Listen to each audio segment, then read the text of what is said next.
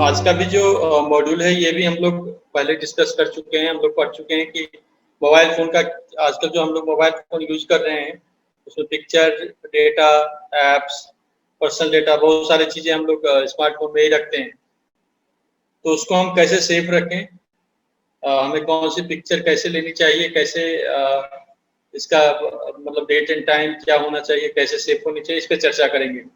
तो ये तो हम लोग पहले देख चुके हैं, हम पढ़ चुके हैं इसके बारे में। तो आज जो है तो हम चाहेंगे कि इस पे हम अपना डिस्कशन करें, जैसे लास्ट सेशन में हमने डिस्कस किया था कि मोबाइल फ़ोन के जो सेफ्टी के लिए मतलब खतरा से स्मार्टफ़ोन, टैबलेट, लैपटॉप और अन्य जो पोर्टेबल उपकरण होते हैं, उसको कैसे हम सेफ रख सकते हैं। क्योंकि मोबाइल फ़ोन में भी मैलवेयर, स्पाईवेयर, रैनसमवेयर काफ़ी कुछ आता है, क्योंकि हम लोग बहुत सारे ऐप्स, गेम्स वगैरह डाउनलोड करते रहते हैं।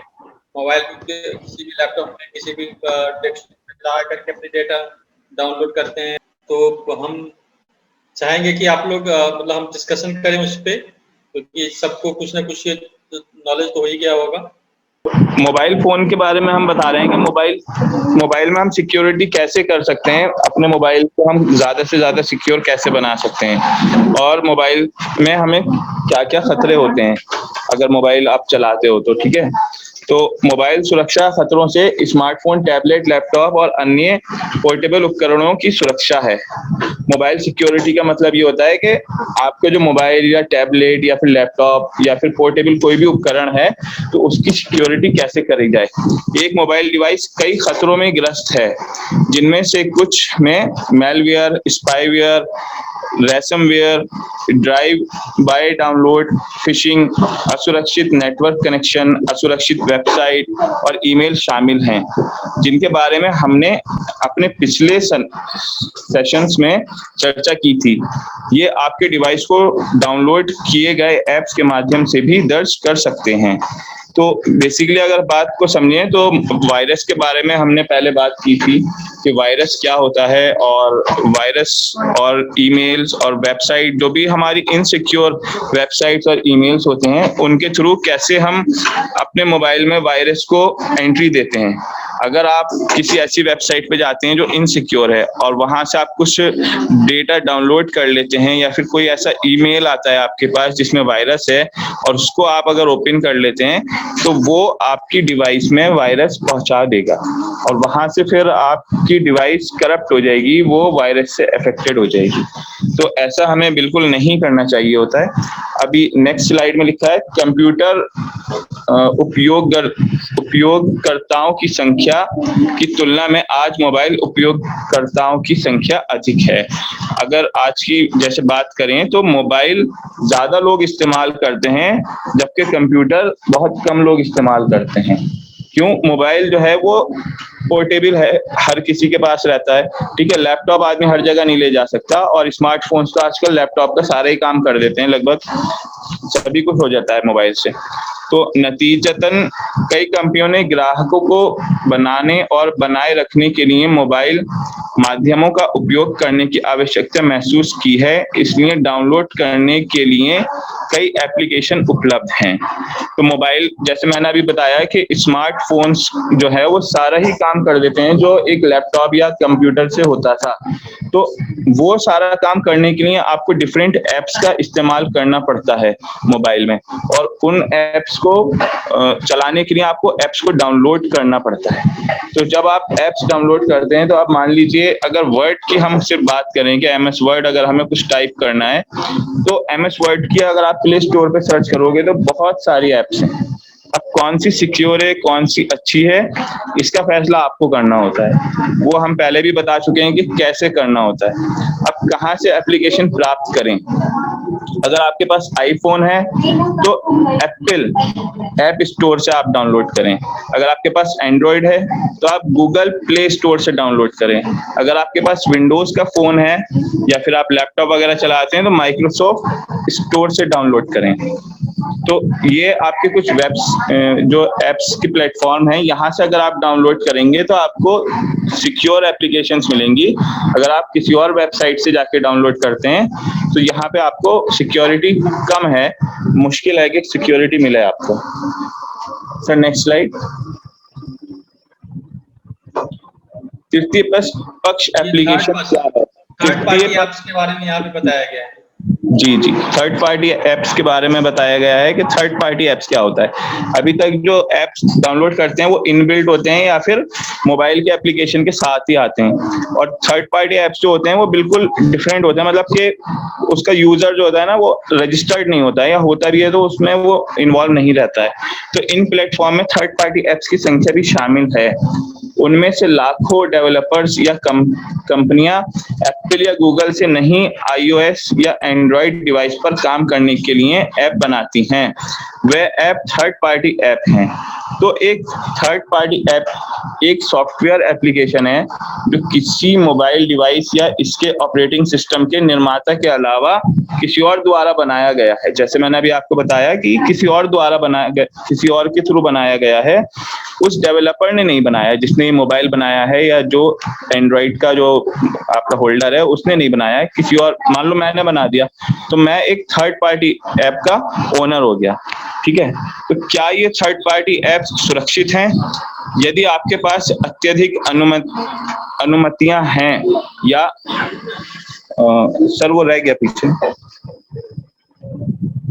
हाँ, एप्लीकेशन थर्ड पार्टी ऐप या थर्ड पार्टी ऐप स्टोर से ऐप डाउनलोड करने पर सुरक्षित रहने में मदद के लिए आप क्या कर सकते हैं? अगर आप थर्ड पार्टी ऐप डाउनलोड करते हैं तो उसकी सिक्योरिटी के लिए आप क्या करेंगे? क्या जरूरी है कि आपको थर्ड पार्टी ऐप अगर चाहिए ही चाहिए, आपको लगता है कि भाई एंड्रॉइड में मुझे ये वाली ऐप चाहिए जो कि प्ले स्टोर पर भी नहीं है या किसी और जगह भी नहीं, तो फिर आप उसको कैसे करें? तो आप अपनी डिवाइस और अपनी निजी जानकारी को कैसे सुरक्षित रख सकते हैं? एप्लीकेशन के डेवलपर के बारे में अधिक जानें और पता करें कि वह विश्वसनीय है या नहीं। सबसे पहले आपको उसके बारे में जानना है कि वो ऐप किसने बनाई है और वो कहाँ-कहाँ इस्तेमाल हो रही है, उसके क्या रिव्यूज हैं। इन सब चीजों से आप पता कर लोगे कि वो ऐप सुरक्षित है या नहीं है। केवल प्रसिद्ध डेवलपर और प्लेटफॉर्मों पर भरोसा करना बेहतर है और सबसे अधिक केवल नामित ऐप स्टोर से डाउनलोड करना है। तो ये तो बेसिक्स है, अगर आप इसको फॉलो नहीं करते हो तो फिर आप इनसिक्योर हो। एप्लीकेशन को डाउनलोड करने से पहले आपसे हमेशा पूछी गई अनुमतियों का निरीक्षण करें। केवल उन तृतीय पक्ष एप्लीकेशन पर विचार करें जो उन अनुमतियों के लिए पूछते हैं जिनकी उन्हें वास्तव में आवश्यकता होती है।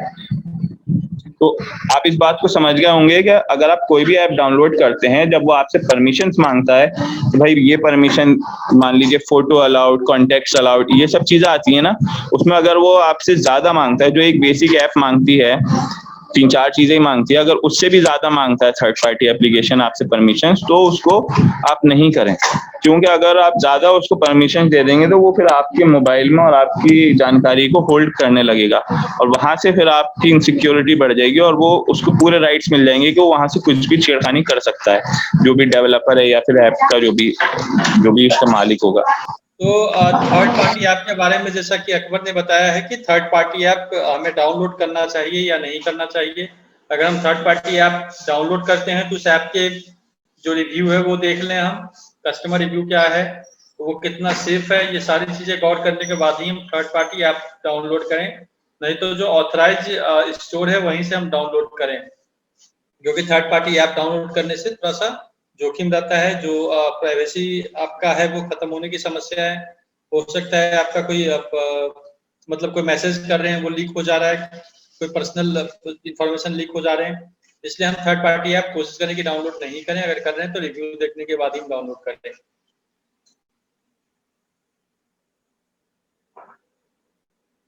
क्योंकि प्राइवेसी पॉलिसी जो है, अगर आप थर्ड पार्टी ऐप डाउनलोड करते हैं तो प्राइवेसी पॉलिसी, जो प्राइवेसी है आपकी पॉलिसी, जो व्यक्तिगत जानकारी है, पर्सनल डेटा है, वो शेयर हो सकता है, ऑटोमेटिक उसको अनुमति दे सकती है। क्योंकि जो प्राइवेसी पॉलिसी है होती है वो किसी किसी ऐप में होता है, किसी किसी वेबसाइट पे होता है, किसी किसी में नहीं भी होता है। ये सारी चीजें देखने के बाद ही हम कोई थर्ड पार्टी ऐप डाउनलोड करें। और मैं तो मतलब ये सजेस्ट करूंगा कि जिस एप्लीकेशन की जरूरत है वही हम डाउनलोड करें। आजकल तो बहुत सारे ऐड आते हैं एप्लीकेशन डाउनलोड करने के लिए, सारे एप्लीकेशन डाउनलोड करने की जरूरत नहीं होती है। ये एक्जिफ, इसके बारे में हमने पहले भी पढ़ा है कि एक्जिफ जो फोटो होते हैं, जो पिक्चर्स हम मोबाइल से खींचते हैं या किसी डिजिटल कैमरा से लेते हैं, वो एक्जिफ का फुल फॉर्म होता है एक्सक्लूसिव इमेज फाइल फॉर्मेट, और यह आपके द्वारा ली गई तस्वीरों में अतिरिक्त जानकारी इकट्ठा करता है, संग्रहित करता है। या कोई भी कैमरा हो है, चाहे वो डिजिटल कैमरा हो या ऐसा कैमरा जो फोन में बनाया गया हो। डिजिटल कैमरा में केवल कुछ जानकारी शामिल होगी, लेकिन स्मार्टफोन से जब कभी भी फोन लेते हैं, पिक्चर लेते हैं, तो उसमें डेट होता है, टाइम होता है, वीडियो का लेंथ क्या है, ये सारी उसमें मतलब डेटा शामिल होते हैं।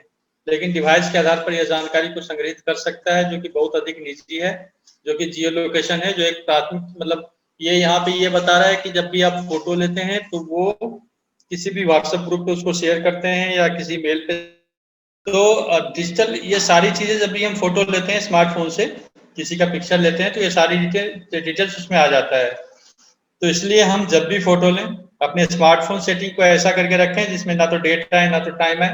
अगर उसकी जरूरत नहीं है तो, अगर जरूरत है तो फिर तो आप सारा सेटिंग करके फिर टाइम, डेट, लोकेशन सारा कुछ आ जाए, कोई दिक्कत नहीं। लेकिन अगर उसकी जरूरत नहीं है, हम ऐसे ही फोटो किसी फेसबुक पे अपलोड करने के लिए या किसी को दिखाने के लिए या इंस्टाग्राम पे शेयर करने के लिए हम ले रहे हैं, तो जरूरत नहीं कि वहां पे डेट, टाइम और ये सारा कुछ आए। तो इस हिसाब से हमें उसका सेटिंग करके रखना चाहिए। देखो उसमें लॉन्गिट्यूड, लैटिट्यूड सारा कुछ आ जाता है।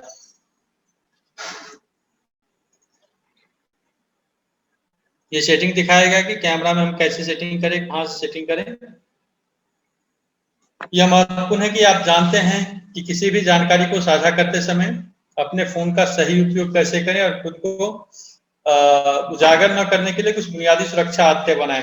हर चीज का एक रिकॉर्ड होता है, खासकर जब आप स्मार्टफोन जैसी किसी डिवाइस या का इस्तेमाल करते हैं, तो हर चीज का रिकॉर्ड होता है। हो सकता है कि आपको यह पता ना हो कि जब आप केवल सेलुलर नेटवर्क पे होते हैं तब भी आप किसी नेटवर्क से कनेक्ट होते हैं, तो आईपी एड्रेस होता है। स्कैम को टेक्स्ट मैसेज का उपयोग करके भी किया जा सकता है। हमने वेबसाइट और विशेष रूप से ईमेल में घोटाले के बारे में चर्चा की है, लेकिन वे टेक्स्ट मैसेज में भी आ सकते हैं। आपके फोन के साथ बहुत चीजों पर साइन अप ना करें, लेकिन अगर आप करते हैं तो आपको इस तरह के स्कैम मैसेज का खतरा होता है। मतलब ये यहाँ पे ये बता रहे हैं कि ये नहीं हमें समझना चाहिए कि सिर्फ ईमेल के द्वारा ही घोटाला होता है। टेक्स्ट मैसेज के साथ भी ऐसा हो सकता है। जब भी कोई मतलब हम बहुत सारे फोन के साथ सारी चीजों पर हम साइन अप। चलो आगे पढ़ते हैं हम। व्यक्तिगत विवरण के साथ सामान्य ज्ञान का उपयोग करें। छोटे स्क्रीन का मतलब है ध्यान से पढ़ें। यदि कोई चित्र, वीडियो या कोई संदेश भेजा जाता है तो आप उसे प्राप्तकर्ता के उपकरण से नहीं हटा सकते। जब भी कोई चीज आप एक बार शेयर कर दिए तो आप उसको जिसको भेजे हैं उनके यहाँ से आप नहीं हटा सकते हैं। व्हाट्सएप में आपको दूसरी पार्टी के लिए इसे डिलीट करने का कुछ समय मिल जाता है, लेकिन उस समय के बाद भी अगर इसे भेजा जाता है तो आप इसे दूसरे व्यक्ति के मोबाइल से डिलीट नहीं कर सकते हैं। इसलिए एक बार यह जाने के बाद आपकी चीजें कहीं भी घूम सकती है। आप जिसको भेज रहे हो सकता है किसी और को वो भेज दे, इसलिए इससे कोई फर्क नहीं पड़ता कि आप दूसरे व्यक्ति को कितना जानते हैं। उस जिसको आपने भेजा है उसको आप कितना जानते हैं, हो सकता है उस फोटो का या मैसेज का वो दुरुपयोग कर सकता है। इसलिए भेजने से पहले ही हमें ये सारी चीजों को देख लेना चाहिए कि कोई गलती तो नहीं कर रहे हैं हम। गलत व्यक्ति को, हो सकता है आप जिसको भेजना चाह रहे हैं उसको नहीं भेज करके आप किसी और को भेज दिए, जैसे कि अमिता को भेजना है आपने अमित को भेज दिया, हो सकता है। उन ऐप्स के लिए अपना स्थान निर्धारित करें जिनके लिए इसकी आवश्यकता नहीं है। अगर जिस ऐप्स की जरूरत नहीं है उस ऐप्स को आप अपने मोबाइल पे नहीं रखें। स्क्रीन को हमेशा लॉक करके रखें। जैसे कि मान लीजिए आप मोबाइल को यूज नहीं कर रहे हैं, वो 15-20 सेकंड के बाद वो जाकर के ऑटोमेटिक लॉक हो जाए। ये लैपटॉप हो या मोबाइल हो, किसी भी चीज के लिए ऐसा करके रखना चाहिए। इससे हम बहुत हद तक सेफ रहते हैं, क्योंकि कोई अगर आपका मोबाइल यूज भी करता है और वो चाहता है कि उसमें लॉगिन करें, तो कुछ हो सकता है 3, 4, 5 ऐसा कुछ नंबर्स होंगे जिसके बाद वो ऑटोमेटिक लॉक हो जाएगा, फिर वो खुल ही नहीं सकता। इसलिए हमेशा पासवर्ड वगैरह दे करके रखना चाहिए लैपटॉप या मोबाइल पे। अभी तक का कोई क्वेश्चन किसी का? सर क्या होता है, कुछ ऐप्स ऐसे होते हैं जो हमें प्ले स्टोर पे या जो एप्पल स्टोर रहता है उन पे हमें मिलते नहीं है, उनको हमें गूगल से डाउनलोड करना पड़ता है सर। तो हम उनको ही बोलेंगे ना सर, थर्ड पार्टी ऐप। देखो, थर्ड पार्टी का मतलब ये हो गया कि क्या है कि मान लो मोबाइल बना रहे हो, आजकल जैसे सैमसंग मोबाइल खरीदोगे, सैमसंग का अपना जी जी स्टोर भी सर। आता है जहां से आप डाउनलोड कर सकते हो बहुत सारी चीजें। ठीक है, बहुत सारे ऐप जो है, डायरेक्ट जो ऐप है वो कुछ ऐप डेवलप करके गूगल के साथ टाई अप करके गूगल प्ले स्टोर में रख देते हैं। ये जो जी ऑथराइज ये सब हैं, जो थर्ड पार्टी नहीं है, ये लोग बहुत ही उसका जो जैसे वायरस क्लीन करना या स्पाइवेयर अच्छी तरह से उसको जांच पड़ताल करने के बाद ही अपने स्टोर में उसको जगह देते हैं। ठीक है, जी थर्ड पार्टी ऐप मान लो जिसका कोई मान लो मैंने एक ऐप डेवलप किया। जी सर। ठीक है, इसको मैंने सैमसंग के लिए दे दिया कि कोई भी इसको डाउनलोड कर सकता है किसी भी चीज के लिए। इंश्योरेंस इंश्योरेंस इंश्योरेंस तुमने करवाया है गाड़ी का? किसका? बाइक का इंश्योरेंस करवाते हो? हाँ सर। उसमें भी थर्ड पार्टी इंश्योरेंस होता है, जी पता है? सर, इसके बारे में तो पता नहीं मुझे। हाँ, एग्जैक्ट थर्ड पार्टी इंश्योरेंस जैसे होता है कि मान लो तुमने बाइक खरीदा किसी और से, बजाज से, हीरो होंडा से। जी ठीक जी है, सर। वहां पे भी इंश्योरेंस होते हैं। तो जब फर्स्ट टाइम या सेकंड टाइम जब तुम खरीदते हो तो डायरेक्ट इंश्योरेंस होता है, लेकिन उसके बाद आकर के थर्ड पार्टी इंश्योरेंस होता है, बाहर से इंश्योरेंस करवाते हैं। जी एग्जैक्ट वैसा ही थर्ड पार्टी ऐप होता है। जी सर।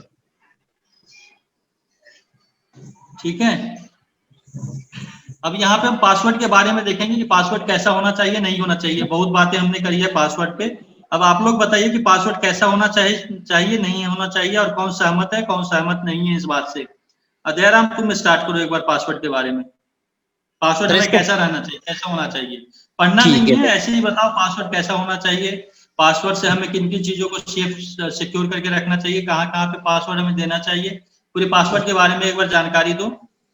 ठीक है सर। जैसे पासवर्ड के बारे में हम बात करें तो पासवर्ड में हमें लगभग हमारा 8 अंकों का होना चाहिए हमारा पासवर्ड, और उसमें जो कैपिटल लेटर, स्मॉल लेटर और स्पेशल की वर्ड और हमारा नंबर भी होना चाहिए उसमें। तो इस तरह से पासवर्ड होना चाहिए हमारा, इनका सबका मिला जुला रूप होना चाहिए। और ये पासवर्ड जो होता है, हम हमारे जैसे हमारा डेट ऑफ बर्थ हो गया, या हमारा नाम हो गया, या हमारे रिलेटिव या परिवार वाले हैं उनके नाम पे ना रखें। हम ऐसा पासवर्ड बनाएं जो हम याद भी रहे और डिफिकल्ट भी हो, जो हर कोई इसको गैस ना कर सके।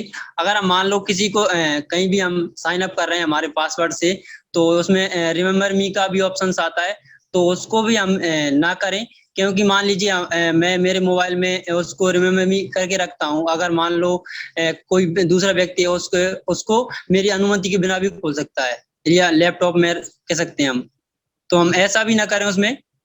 और जो पासवर्ड है, हम जितने भी अकाउंट यूज कर रहे हैं सबके लिए अलग अलग पासवर्ड होना चाहिए, ना कि एक। क्योंकि एक अगर पासवर्ड रहेगा तो अगर हैकर्स ने हमारा एक पासवर्ड को गैस कर लिया तो वो हमारे सभी अकाउंट के डाटा को एक्सेस कर सकता है। तो हम ये ध्यान रहे कि हमारा जो भी पासवर्ड है वो डिफरेंट होना चाहिए।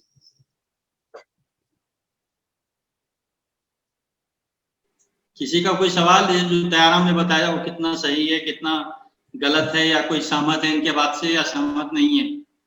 तो मैं ये बताना चाहती हूँ कि पासवर्ड कैसा होना चाहिए। जी, तो सर हमें पासवर्ड में थोड़ा हार्ड रखना चाहिए। जैसे एग्जाम्पल, हमें अपना नाम का पासवर्ड रखना है तो हमें थोड़ा स्मॉल और कैपिटल लेटर्स भी यूज़ करना चाहिए। जैसे एम मैंने कैपिटल में रख लिया, और जो बाकी लेटर्स हैं मेरे नाम के, महक नाम है, तो और सारे स्मॉल में रख लिए। और हमें एक सिंबल भी यूज़ करना चाहिए उसके आगे, नाम के आगे, और नंबर्स भी यूज़ करना चाहिए ताकि वो कोई आसानी से हमारा पासवर्ड खोल ना सके। जैसे हमने महक रखा तो M कैपिटल और बाकी सारे स्मॉल, तो उसके बाद हमें एक सिंबल भी यूज करना चाहिए, क्वेश्चन मार्क का सिंबल हो, और उसके बाद नंबर हो जैसे 1 2 3, तो इससे हमारा कोई पासवर्ड आसानी से नहीं खुलेगा। और अगर हमने सिर्फ महक 1 2 3 रख दिया तो कोई भी खोल सकता है। सही बताया आपने। मेरा क्वेश्चन ये है कि जो आप लोग बता रहे हैं कोई और बताएं कि सही है या गलत है जो आप बता रहे हैं। जैसे दयाराम ने बताया कि हमें लॉगिन करके नहीं रखना चाहिए, लॉगिन करके रखेंगे तो फिर वो कोई और एक्सेस कर सकता है। रिमूव कोई कर बताएं कि अगर कोई और, पुष्पेंद्र देवली से।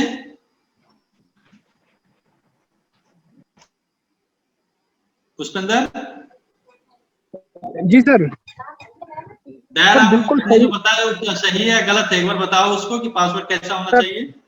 सर वो बिल्कुल दयाराम जी ने बिल्कुल सही बताया, पासवर्ड सीमित नहीं होना चाहिए 4 या 5 अंक का। पासवर्ड हमेशा 8 अंकों का होना चाहिए। उसमें स्मॉल और कैपिटल दोनों अक्षर होने चाहिए, नंबर्स भी होने चाहिए। और पासवर्ड कभी भी अपनी डायरी में या अपनी फोन लॉक पर नहीं होना चाहिए। जैसे हम अपने फोन फोन नंबर ले लेते हैं कि कोई भी नंबर होता है मोबाइल नंबर, वो भी नहीं होना चाहिए। पासवर्ड किसी दूसरे को शेयर नहीं करना चाहिए। बिल्कुल सही बताया सर। अगर ईमेल ईमेल के बारे में तुम्हारा क्या है, हेलो। ईमेल हमें लॉगिन करके छोड़ देना चाहिए? तो सर ईमेल या अपना कोई भी अपना फोन है, वो हमेशा स्क्रीन लॉक होनी चाहिए। अपने ईमेल लिया, हम अगर पानी के लिए जा रहे हैं या फिर खाना खाने के लिए, अगर हम लैपटॉप खोल के बैठ गए और अपन खाना खाने लग गए, ऐसा नहीं, ऐसी गलती नहीं करनी चाहिए। जिस टाइम हम अपने सिस्टम पे काम कर रहे हैं उसी टाइम स्क्रीन ऑन होनी चाहिए, बल्कि ऑफ कर देनी चाहिए सर, सेफ्टी के अच्छा, लिए। मान लो तुम्हारे आपके लैपटॉप में ईमेल लॉगिन किया हुआ है, जी सर। ठीक है, और उस लैपटॉप को कोई और यूज कर रहा है, तो क्या खतरा हो सकता है इससे? सर उससे क्या है कि वो अपने लिए, वो अब जैसे ऑन करेगा तो वो अपनी आईडी को खोल लेगा, क्योंकि उसमें लॉगिन है। तो जैसे हम दूसरे के लिए अपना लैपटॉप दे रहे हैं या कोई भी कंप्यूटर दे रहे हैं, उससे पहले हमने हमारी जो आईडी है वो लॉग आउट कर देनी चाहिए।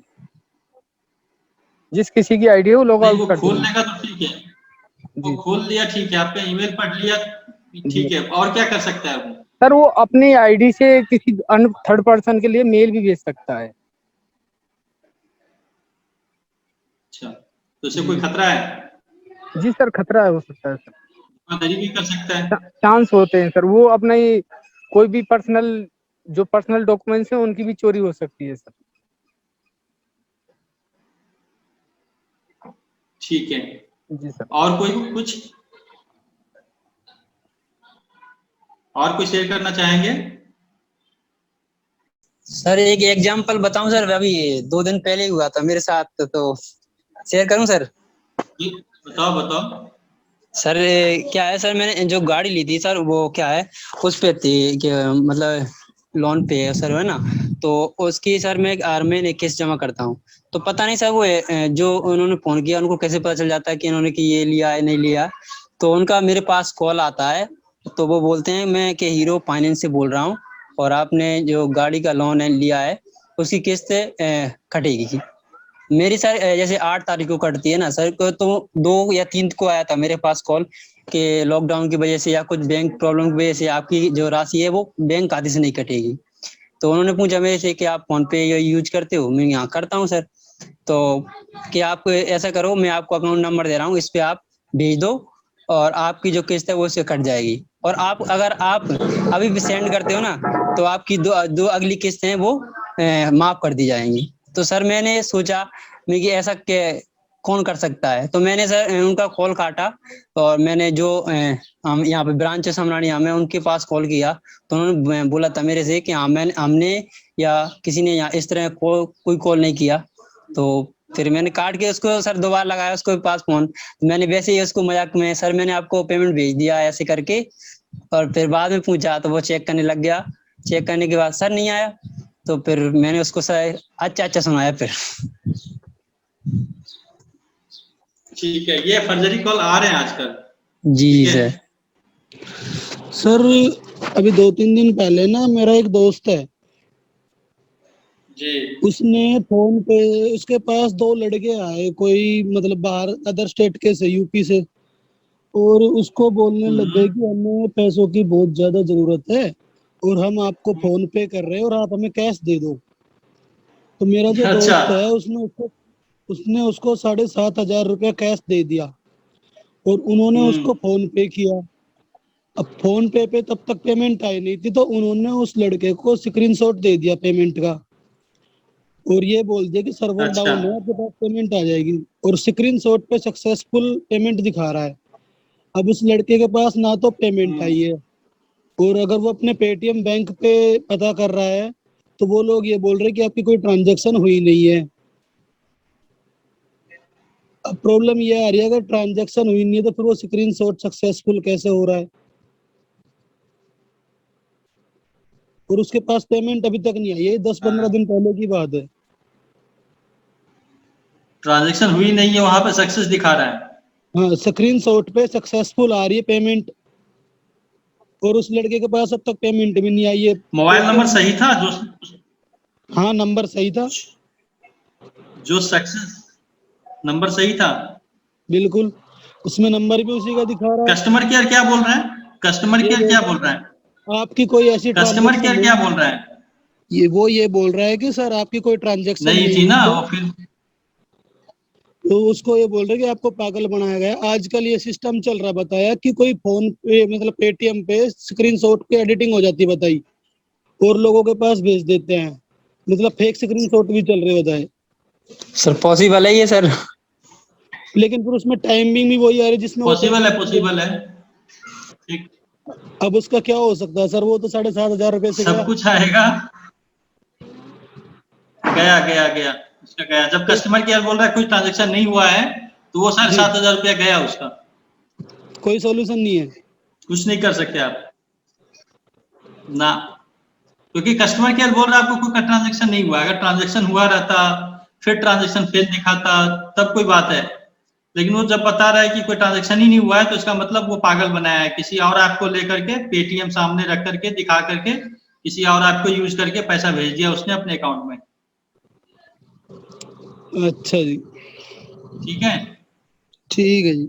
पासवर्ड रिसाइकिल ना करें, अपना पासवर्ड दर्ज ना करें जब अन्य लोग देख सकते हैं कि आप क्या पासवर्ड क्या टाइप कर रहे हैं। यदि कोई अन्य खाता है वेबसाइट जिनके लिए आप एक ही लॉगिन विवरण, मतलब बहुत सारे देखा गया है कि बहुत सारे लोग एक ही पासवर्ड सारे ईमेल के लिए, सारे एटीएम मतलब डेबिट कार्ड के लिए या क्रेडिट कार्ड के लिए एक ही तरह के पिन यूज करते हैं, जो नहीं करना चाहिए, नहीं तो वो लीक होने का चांसेस बहुत ज्यादा है।